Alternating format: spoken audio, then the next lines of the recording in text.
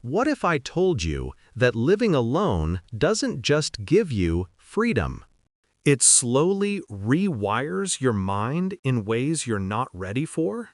You think you're signing up for independence, peace, control over your own space, but what you're really signing up for is silence. And silence has teeth, the kind that gnaws at you in the dark, when nobody else is around. Everybody romanticizes living alone. You see the glossy Instagram reels, someone sipping coffee in an aesthetic kitchen, playing their own music, working late at night with fairy lights in the background. Cute, but here's the truth they don't tell you. The first night alone in your apartment, every sound becomes a crime scene. The fridge hum? That's probably someone breathing. The wooden floor creak? Clearly footsteps. That soft tap-tap against the window? Yeah. That's how horror movies start. And the best part? Nobody warns you about the paranoia attacks. At first, you laugh it off. I'm overthinking. But then it happens again. A knock at 3 a.m. when nobody should be there. A shadow that looks different than it did yesterday. You convince yourself it's nothing until nothing keeps happening. But hey, freedom, right? You can walk around in your underwear, eat ice cream for breakfast, blast music at 2 a.m. Sounds perfect. Until one day, the silence in between those moments gets too loud, and you realize you're not just living alone. You're trapped with the loudest person on earth, your own mind. See, living alone introduces you to a different kind of noise. Not the noise outside, the traffic, the neighbors, the endless chatter of life, but the noise inside your head. You start hearing things you've been running from. That creeping thought you've been avoiding suddenly has a stage and a microphone, and there's no audience but you. Spoiler, you're not going to like the performance. Ever noticed how silence at 3 a.m.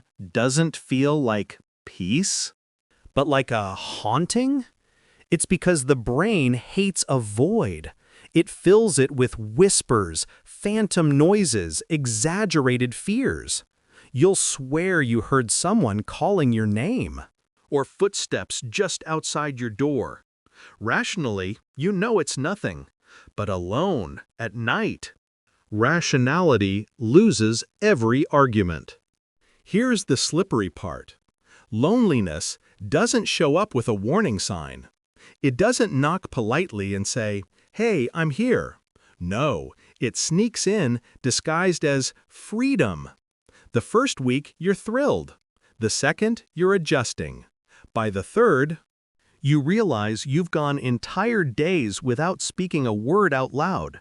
And that's when it gets dangerous, because silence is addictive. It makes you comfortable with isolation. Until you wake up one day and socializing feels foreign, like a language you forgot how to speak. But the darkest part of living alone isn't loneliness. I'll explain in a moment.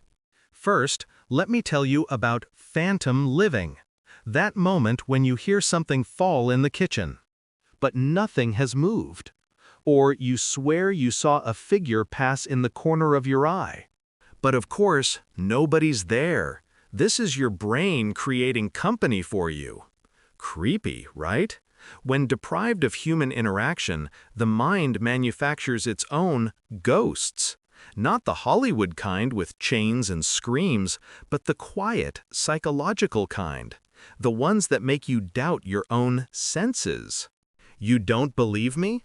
Spend 3 nights completely alone. Without touching your phone, no background TV, no distractions. Just you. And the walls. By the end, you'll either find yourself, or you'll find something else staring back at you from inside your head. And trust me, meeting that something else isn't as fun as it sounds. But of course, let's not forget the sarcasm here. Everyone says living alone is the best form of self-love. Yeah, because nothing screams self-love like talking to your plants just to hear your own voice bounce back at you. Or realizing that if you choke while eating dinner, the only person who might save you is, well, no one. You'll probably just end up a crime documentary titled The Unseen Dangers of Living Alone. And here's where it gets even more twisted. Living alone doesn't just make you lonely. It can make you selfish. Subtly. Because suddenly, every decision revolves around you. Every dish in the sink is yours. Every light left on is your fault. There's nobody to blame, nobody to negotiate with. And while that sounds liberating, it also rewires you to forget compromise, forget patience, forget how to live with another human. You stop adjusting, and when you finally do have to adjust again, you resent it. That's why people who've lived alone for too long struggle in relationships. Not because they're broken, but because solitude reshapes the brain. It normalizes a rhythm where only your wants matter. So when someone enters that space, it feels like an intrusion rather than a connection. And here's the paradox. You wanted peace, you got peace. And then peace became your prison. Still, none of this is the darkest truth. No, the real danger of living alone is much quieter. It's not the noises in the dark, or the paranoia, or even the loneliness. It's something more subtle, more insidious. It's the slow erosion of your identity. Because identity is shaped in mirrors, and not the ones hanging on your walls. I mean the human mirrors, the people you interact with, argue with, laugh with. Alone, those mirrors vanish, and slowly, you stop recognizing who you are. Think about it. Without anyone around, how do you know if you're funny, kind, annoying, brilliant, or unbearable? You can't. You're just there, floating in your own echo chamber. And the scariest part?